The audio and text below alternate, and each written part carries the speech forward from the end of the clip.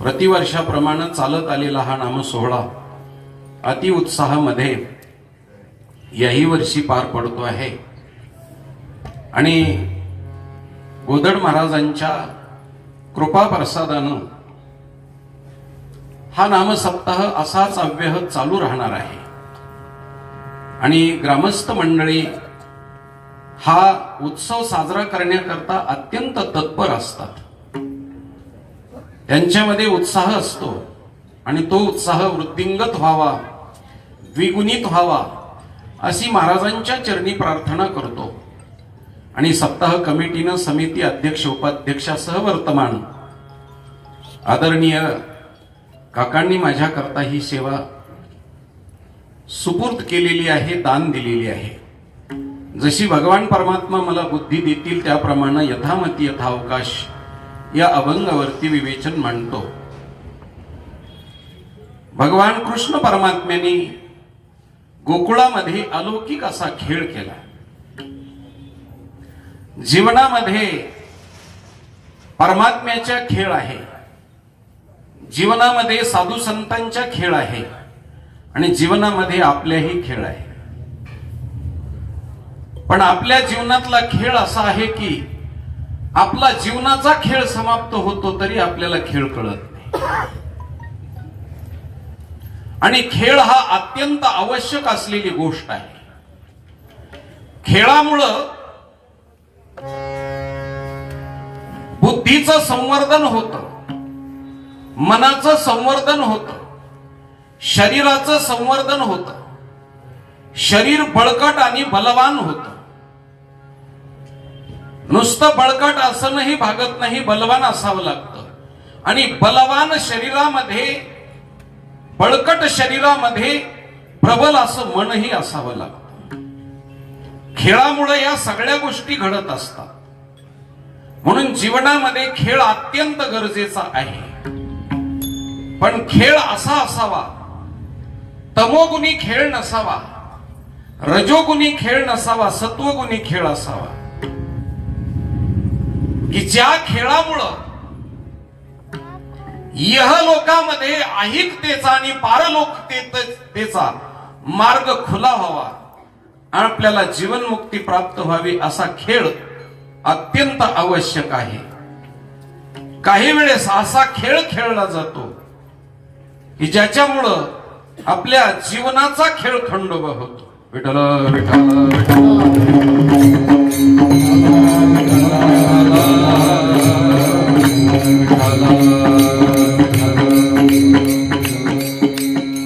खेळ गरजेचा आहे. जसा परमार्थात खेळ आहे तसा प्रपंचात खेळ आहे. जसा प्रपंचात खेळ आहे तसा घरात खेळ आहे. आणि जसा घरात खेळ आहे तसा गावात, तालुक्यात, जिल्ह्यात खेळ आहे. खेळाशिवाय हो आपल्याकडं भांडण सुद्धा खेळ आहे बरं का. मराठीमध्ये म्हणतात की त्या माणसाला भांडण खेळायचा फार नाद. म्हणजे भांडण सुद्धा एक प्रकारचा खेळ आहे. म्हणून कोणतं घर असं आहे की त्या घरामध्ये भांडण नाही. हो, पती पत्नी दोघं असले तरी भांडण नाही. हो, पिता पुत्रामध्ये भांडण आहे, माय लेकरामध्ये भांडण आहे, बाप लेकामध्ये भांडण आहे, भावा भावात भांडण आहे, बहिणी बहिणीमध्ये भांडण आहे, बहीण भावामध्ये भांडण आहे, सगळ्यामध्ये भांडण आहे. आणि भांडण असणं गरजेचं आहे कारण भांडणानं आपल्याला हक्क मिळतो. हक्कासाठी भांडण अत्यंत आवश्यक आहे. पण ज्याच्यामध्ये जीवनाचा खेळ खंडोबा व्हावा असं भांडण नसू नये. हो, वजवटवळ व्हावं असा खेळ नसू नये. भांडण तर अत्यंत गरजेचं आहे. हो, मला वाटतं नेहमी सांगत असतो पती पत्नीमध्ये सुद्धा भांडण व्हावं आणि नाही झालं तर कीर्तन ऐकून करा. तुम्ही म्हणाल की महाराज तुम्ही तर सुरुवातीलाच भांडणं लावायला सुरुवात केली. त्याचं कारण आहे महाराज, अत्यंत भांडणं कुठं कुठं होतात, जिथं भिन्न विचारसरणी असेल तिथं भांडण होतं, आणि जिथं अत्यंत प्रेम असेल तिथे भांडण होतं. पती पत्नीमध्ये भांडण होण्याची का गरज आहे?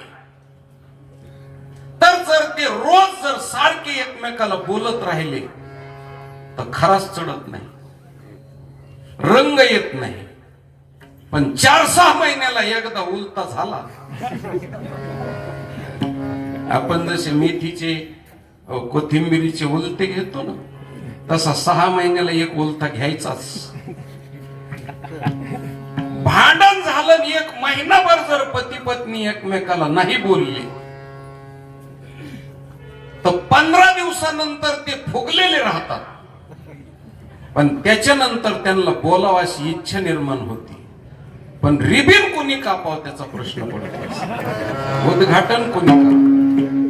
आणि मनातून उकळे येतात. म्हातारपणाला सुद्धा 80 वर्ष सुद्धा होतं बरं काही, उकळे येतात अशा बोलावं, पण कोणी बोलावं. आतून प्रेम उतू जात, पण बाहेरून रागाचं आणि क्रोधाचं नाटक केलं जातं. मग पत्नी घराच्या बाहेर असली आणि पतिराज घरात असली तर तिला वाटतं घरात जाऊन त्यांना भेटावं, आणि त्याला वाटतं तिला भेटावं, आणि दोघा जणांची कवड चौकटीच्या तिथं दरवाज्यातच भेट होते.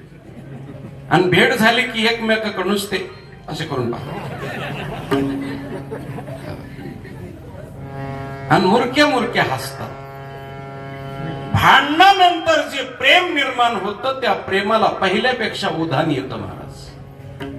कारण तापवल्याशिवाय दूध सुद्धा उतू जात नाही, तसं भांडणाच्या आणि भांडण खेळण्याच्या तत्परतेनं प्रेम सुद्धा उतू जात. देवभक्ताचं प्रेम सुद्धा भांडणानं उतू जातं, पती पत्नीचं प्रेम सुद्धा भांडणानं उतू जातं. म्हणून तुमच्यामध्ये प्रेम वाढावं म्हणून मी म्हटलं की भांडण करायला हरकत नाही. तसं देवभक्तामध्ये सुद्धा भांडण आहे. हो, मला असं वाटतं रावणाचं प्रभू रामचंद्राचं देवभक्ताचं भांडण आहे महाराज. वैरत्वाची भक्ती आहे महाराज, वैरत्वाची शॉर्टकट भक्ती आहे, जवळचा मार्ग आहे. म्हणून देवभक्तामध्ये सुद्धा भांडण आहे. आणि असं नाही झालं तर भक्त देवाला भांडल्याशिवाय राहत नाहीत महाराज. उभी राहो अंगणी, उभी राहो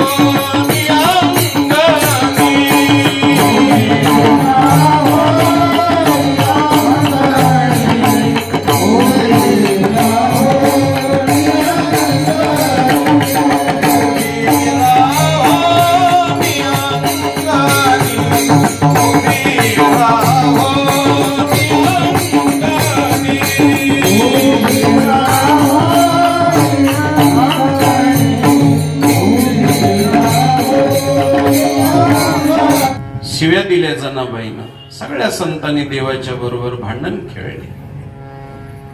हो, स्पर्धेचं युग आहे, पुढे जाण्यासाठी प्रयत्न चालू आहे.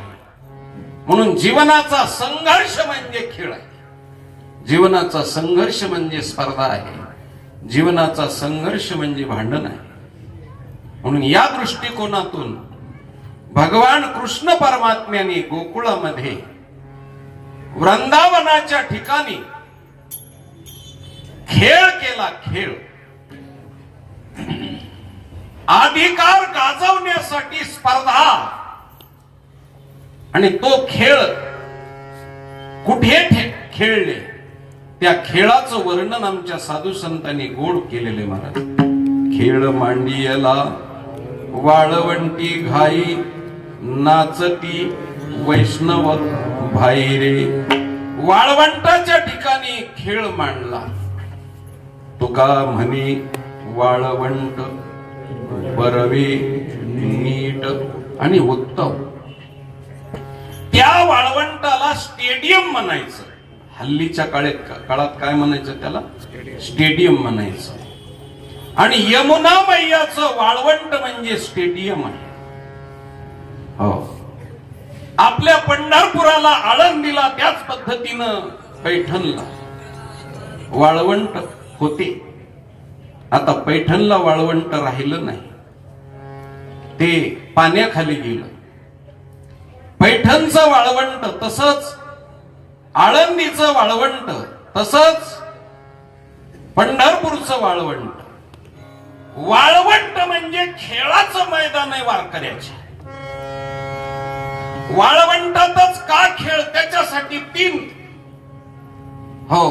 दर्जा सांगितला, 3 प्रकारची कसोटी सांगितली महाराज वाळवंटाची. बरवे, नीट आणि उत्तम, 3 प्रकार सांगितले. बर्व, नीट आणि उत्तम.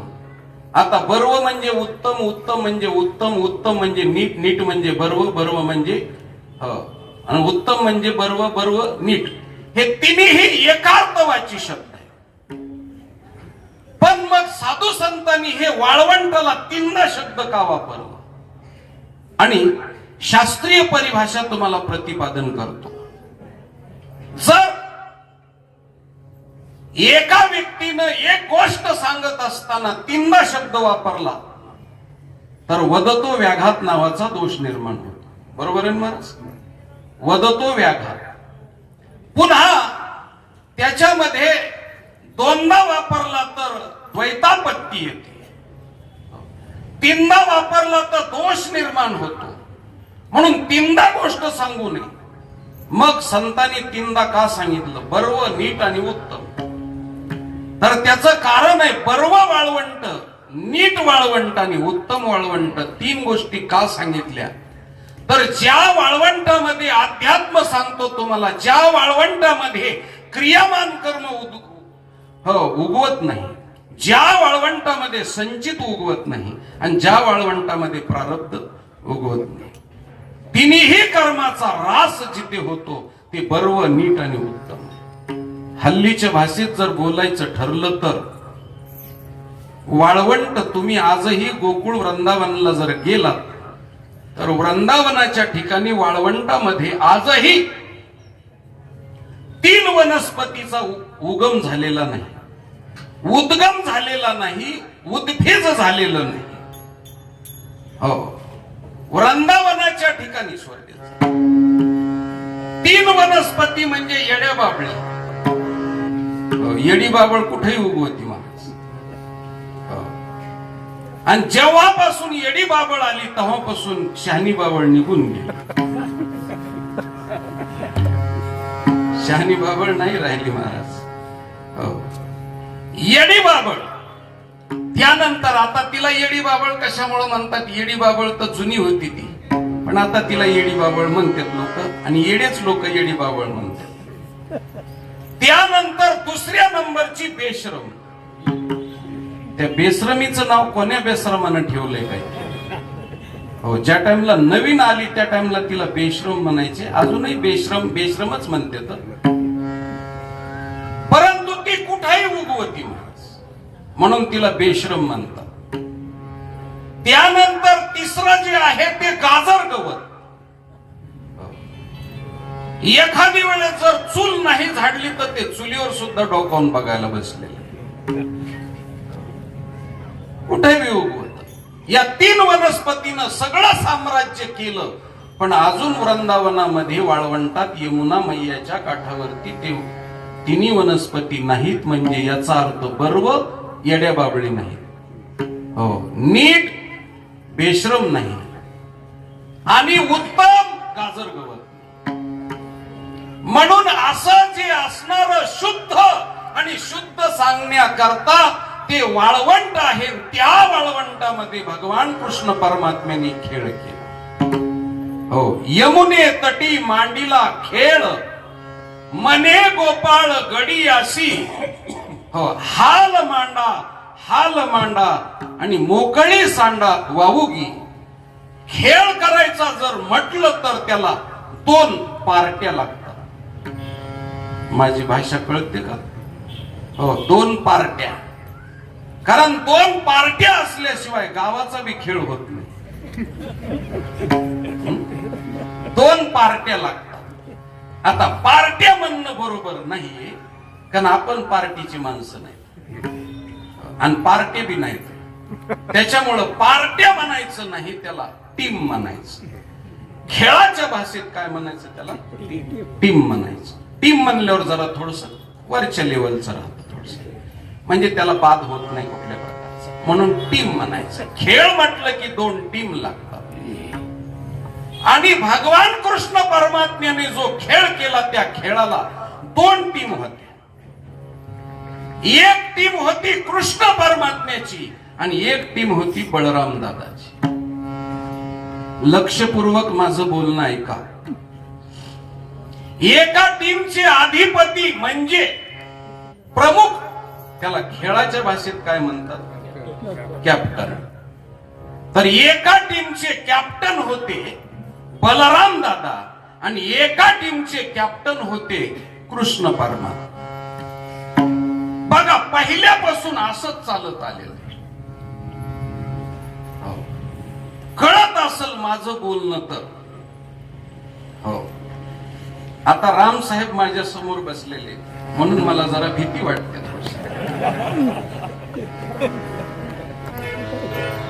पण पहिल्यापासून असं चालत आलेलं आहे. काय चालत आलेलं आहे? विरोधी पक्षातही आपलाच माणूस, सत्ताधारी पक्षातही आपलाच माणूस. जिंकला तरी आपल्याच घरात, हरला तरी आपल्याच घरात. ही पहिला रीतिरिवाज सांगतो मी तुम्हाला कृष्ण परमात्म्याचा. एक भाऊ एका पार्टीला, दुसरा भाऊ दुसऱ्या पार्टीला. विजय झाला तरी त्यांचाच आणि पराजय झाला तरी त्यांचाच. हो, म्हणून शहाणा राजकारणी त्याला म्हणलं जातं. सत्ताधारी पार्टीत आपला असावाच, पण पुढच्या सुद्धा पार्टीत आपला माणूस असावा. हो, कृष्ण भगवान परमात्म्याने हेच केलं. पुढच्या पार्टीमध्ये, पुढच्या टीम मध्ये बळराम दादा, हो, आणि या पार्टीमध्ये कृष्ण परमात्मा, आणि वाळवंटामध्ये सगळे एकत्रित आल्याच्या नंतर कृष्ण भगवान परमात्म्याने ऑर्डर सोडली. आणि ज्यावेळेस कृष्ण परमात्मा ऑर्डर सोडत होते त्यावेळेस खांद्यावरती कॅमेरा घेऊन आमचे जगद्गुरु तुकाराम महाराज तिथं प्रत्यक्षात लाईव्ह दर्शन द्यायला होते बरं का.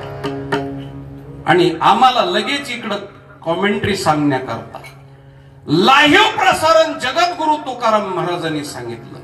आणि भगवान श्रीकृष्ण परमात्म्याने ऑर्डर सोडल्या दुसऱ्या दिवशी गाथा नावाच्या पेपरच्या फ्रंट पेजला बातमी छापून आली आणि कॉमेंट्री आम्हाला जगद्गुरु तुकाराम महाराजांनी सांगितली. अभंगाच्या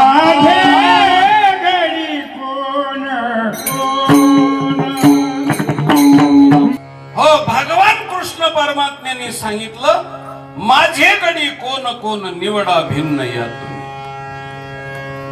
पूर्वीच्या काळामध्ये गडी जर निवडायचे असले, खेळ खेळत असताना कसे निवडायचे महाराज, तर असे हात फडकायचे, एकमेकाच्या हातात हात घालायचे आणि असे हात फडकायचे. काहींनी उताने टाकायचे आणि काहींनी पालथे टाकायचे. आणि 2 जणांनी पालथे टाकले आणि 1 जणांनी उताना टाकला की तो गडी निवडला. असे गडी निवडले जायचे. ती निवड करण्याची पद्धत असायची त्यावेळेस. निवड चाचणी कुठल्या प्रकारची नव्हती, परंतु या पद्धतीची निवड चाचणी असायची आणि त्या पद्धतीनं निवडायची. त्याला परिभाषेमध्ये हाल म्हणतात. हाल मांडा मोकळी सांडा वाऊगी. भगवंतांनी ऑर्डर दिली हाल मांडा, म्हणजे याचा अर्थ असा तुम्हाला व्यवहारिक परिभाषेमध्ये सांगतो. परमात्म्याचा गडी जर ठरायचा असलं तर हाल झाल्याशिवाय गडी ठरत नाही. म्हणून हाल व्हावे लागतात. परीक्षा असतात सोन्याला, 5 परीक्षा ज्या सोन्याला असतात त्यालाच 50,000 रुपये तोळ्याचा भाव असतो. आणि एकाही परीक्षेत उत्तीर्ण होत नाही ते लोखंड 15 रुपये किलोनं भंगार असतं. ज्याला परीक्षा असते ते सोनं असतं. म्हणून परीक्षेत उत्तीर्ण व्हावं. तसं भगवंताचा भक्त ठरण्याकरता सुद्धा परीक्षा लागते, परीक्षा. म्हणून जगद्गुरु तुकाराम महाराजाला लोकांनी काट्याच्या काठीनं मारलं.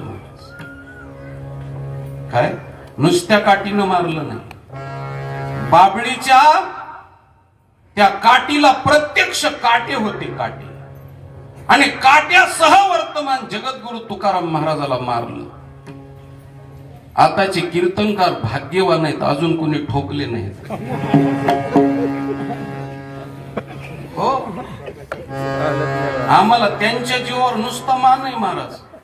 हो, 500-500 रुपयाचा हार घालतात लोक गळ्यामध्ये, पाकिट देते. त्यांनी काट्या खाल्ल्या महाराज. हो, त्यांनी काट्या खाल्ल्या. म्हणून जगद्गुरु तुकाराम महाराजाला काट्याच्या काठीनं ठोकलं लोकांनी. त्यांना म्हणावं लागलं, कोपला पाटील गावीचे हे लोक, आणि कोण घाली भीक मजा आता. उद्वेग आला म्हणाला महाराज, इतका त्रास दिला समाजानं, समाजाकडून हाल, परमात्म्याकडून हाल, पत्नीकडून राहिले पत्नीकडून सुद्धा हाल महाराज. हो, मुलासाठी ऊस दिले, ऊस, आणि घरी आल्याच्या नंतर रस्त्यानं जात असताना आपला आणि परका वेगळा वाटला नाही, म्हणून जगद्गुरु तुकाराम महाराजांनी दुसऱ्याच्या लेकराला ऊस दिले, आणि एवढं कांड शिल्लक उरलं ऊसाचं.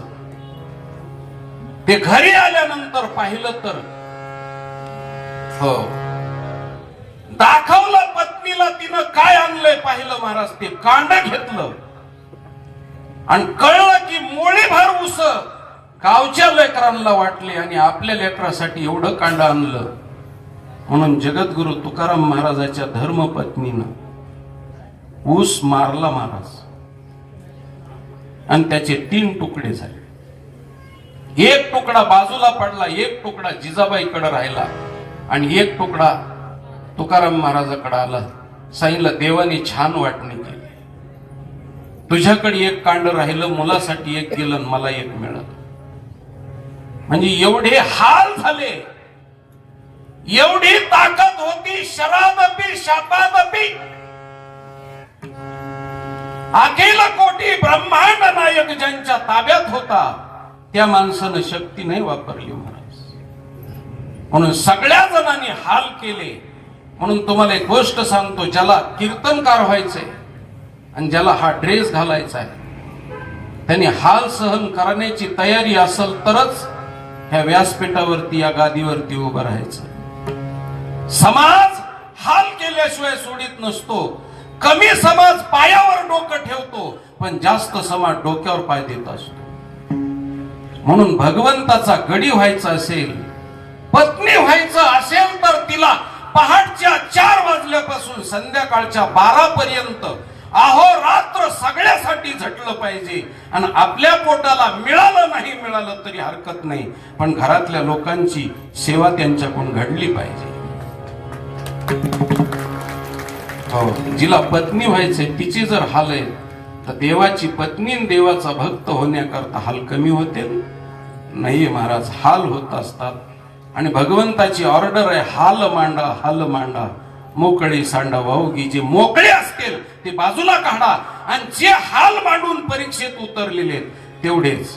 नाथ महाराजाच्या अंगावर 108 वेळा लोक थुकले महाराज, 108 वेळा थुकले. ज्ञानेश्वर महाराजाला भिक्षा मागू दिली नाही. ज्ञानेश्वर महाराजांच्या आई वडिलाचं बलिदान गेलं, बलिदान. जरा तुम्हाला मी शास्त्रीय परिभाषा सांगतो. भारताला स्वातंत्र्य मिळण्याकरता जसं शहीदानं आपलं बलिदान दिलं, तसं तुम्हाला आम्हाला आध्यात्मिक स्वातंत्र्य मिळण्यासाठी आमच्या ज्ञानेश्वर महाराजांच्या आई वडिलाचं बलिदान गेलं. तुम्हाला झेपत असेल तर बोलतो, हे कीर्तन ज्ञानेश्वर महाराजांच्या आई वडिलाच्या प्रेतावर उभं आहे महाराज, प्रेतावर उभं आहे. हे आम्हाला स्वातंत्र्य, शेतकऱ्याच्या लेकराला स्वातंत्र्य का मिळालं, तर ज्ञानेश्वर महाराजांचा मायबापाचा बळी गेला, त्यांच्या मांसाचा चिखल झाला, आणि त्यांच्यावरती हे कीर्तन उभं आहे. म्हणून तुम्हाला आम्हाला स्वातंत्र्य मिळालं ते कशामुळे मिळालं महाराज? भगवंतानी हाल करून घेतले महाराज. त्याच्याशिवाय भक्त निवडला जात नाही. म्हणून जगद्गुरु तुकाराम महाराजांनी देवाच्या मुखातली ऑर्डर सांगितली की माझे गडी कोण कोण निवडा भिन्न यातुनी. हाल मांडा, भक्ताचे हाल मांडा. कोणत्याही जाती जमातीमध्ये जन्माला येऊ द्या, पण भक्ताचे हाल होतात महाराज. किती हाल होतात. कुराणामध्ये गोष्ट आलेली, मनसूर नावाचा एक भक्त होऊन गेला आणि त्या मनसूरला गीता कळली आणि त्या मनसूरनं आत्मा अमर आहे आणि देह हा जाणार आहे असं गीतेचं तत्वज्ञान सांगितल्यानंतर त्या काळातल्या मुल्ला मौलवीला आणि राजाला ते झेपलं नाही. त्यांनी मनसूरला सांगितलं की हे तत्वज्ञान कुराणाचं नाही, सांगू नको. त्यांनी सांगितलं ते कुराणाचं का गीतेचं हे ठरलेलं नाही. जे नियतीमध्ये आहे आणि जे समाजामध्ये आहे आणि जे ऐहिक जीवन भोगण्याकरता उपयुक्त आहे ते तत्वज्ञान. हो, अमेरिकेच्या अध्यक्षांना सांगितलं म्हणजे बेदोनी 4 होत असतं आणि गावातल्या कचऱ्या धोंड्याने सांगितलं म्हणजे बेदोनी 4 होत नसतं, 3 होत असतं. असं कधीच नसतं. शास्त्र म्हणलेचे शास्त्र आणि शास्त्राला बाद येत नसतो. म्हणून आत्मा अमर आहे, देह जाणार आहे, अबाधित सिद्धांत मला कळला. परंतु ते तत्वज्ञान त्या काळातल्या मुल्ला मौलवीला झेपलं नाही आणि राजाला झेपलं नाही. त्यांनी सांगितलं हे तत्वज्ञान जर बंद केलं नाहीस तर तुला शिक्षा देऊ. त्यावेळेस त्यांनी सांगितलं की शिक्षा कुणाला देणार, आत्म्याला देणार की देहाला देणार. देहाला देणार असाल तर देह अमर आहे, आपलं मरणार आहे. आणि आत्म्याला देणार असाल तर आत्मा अमर आहे. नैनम छिंदंती शस्त्राणी नैनम दहती पावता. असं म्हणल्याबरोबर महाराज त्याला जवळ घेतलं आणि खोट सांगत नाही, तुम्हाला सांगतो त्याचे डोळे काढले. पण डोळे काढल्यावर सुद्धा तो हसायला लागला. मनसूर हसायला लागला. डोळे काढल्यावरती सुद्धा हसायला लागला. हसतोय असं पाहिल्यानंतर त्याच्या शरीराचे छिन्न भिन्न तुकडे केले महाराज. तरी मांस असं हसत होत उतवाल्यासारखं. सरते शेवटी मांस हसताय पाहिल्याबरोबर हातात ज्या तलवार होती जल्लादाच्या, त्यांनी जे तुकडे केले होते ती तलवार हसायला लागली आणि तो जल्लादही हसायला लागला. सरते शेवटी राजा तिथं आला आणि राजानं त्या जल्लादाला सांगितलं हसतोस काय, म्हणून त्याला स्पर्श केल्याबरोबर राजा हसायला लागला. झाड दगड हसायला लागले. एवढे हाल भक्ताचे केले महाराज. भक्त कोणत्याही जातीत जन्माला येऊ त्याचे हाल झाल्याशिवाय राहत नाहीत आणि हे हाल होतात. ही देवाची आज्ञा आहे आणि त्याच्याशिवाय भक्त ठरला जात नाही. म्हणून माझे असतील ते माझ्या बाजूला या आणि कडी असतील ते माझ्या बाजूला या, अशी भगवंताची ऑर्डर. विठ्ठला विठ्ठला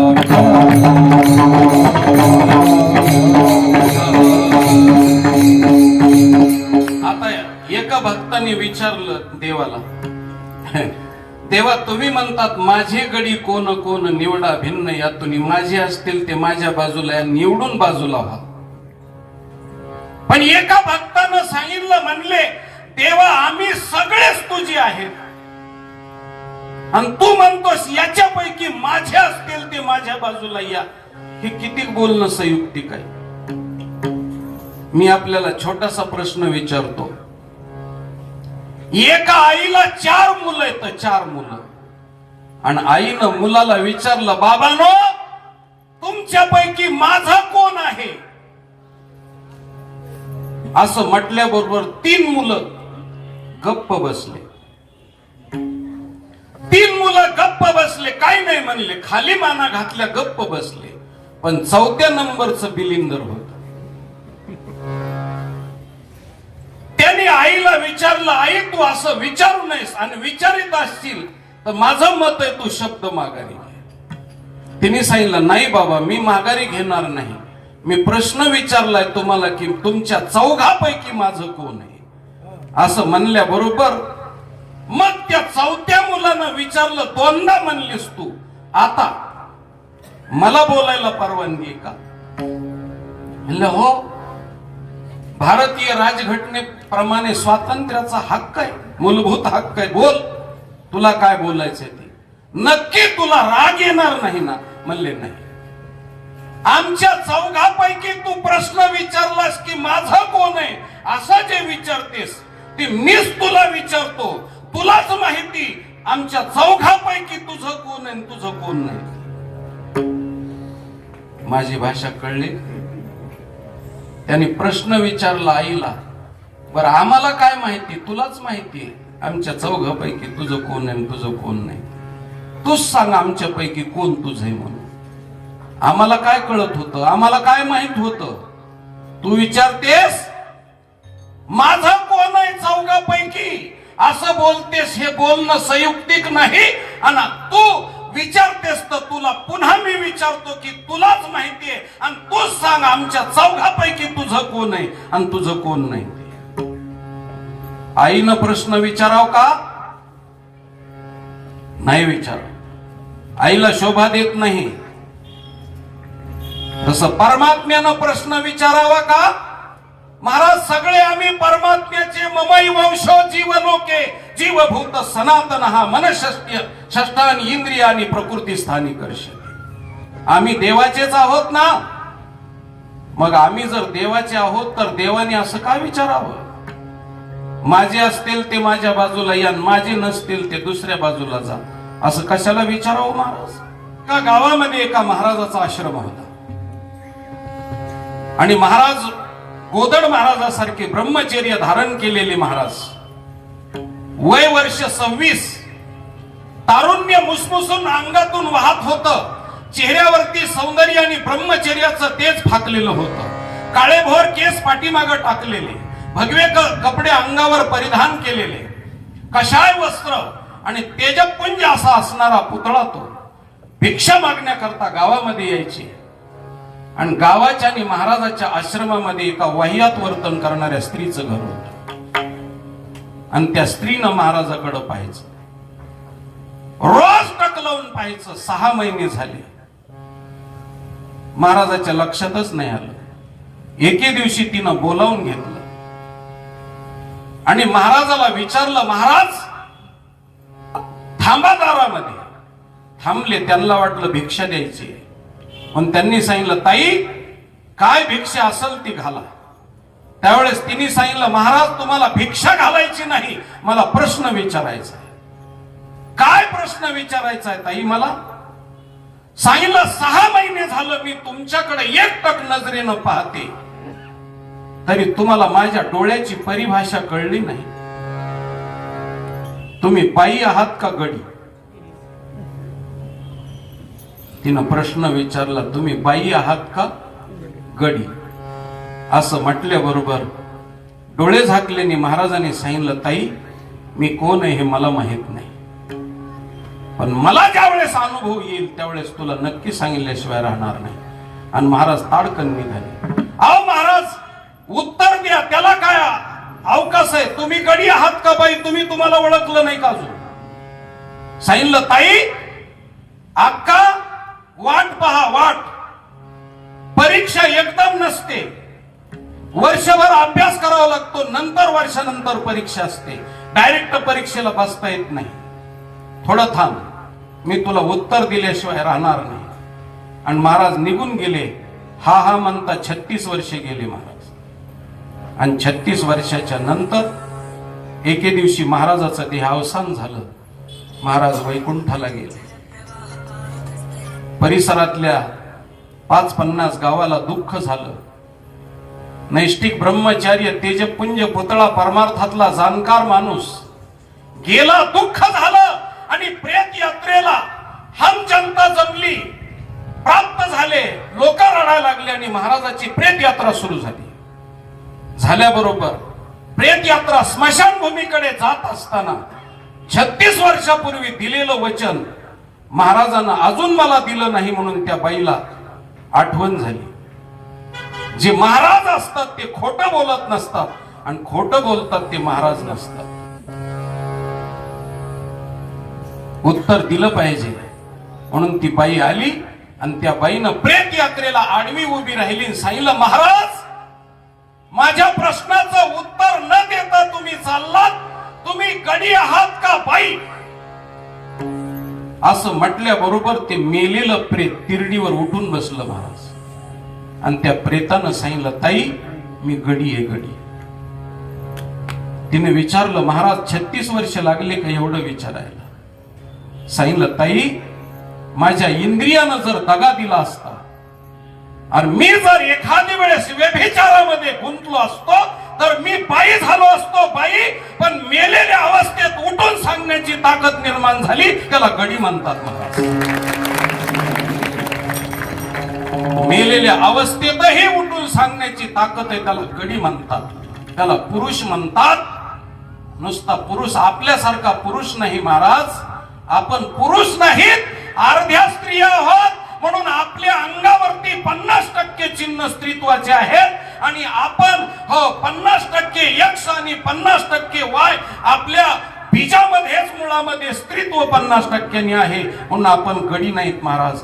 गडी कुणाला म्हणतात तर देवाच्या बरोबरीनं देवाचं मनगट धरून भांडणारे, देवाच्या बरोबर ताकदीनं खेळ खेळणारे आणि देवावरती विजय मिळवणारे.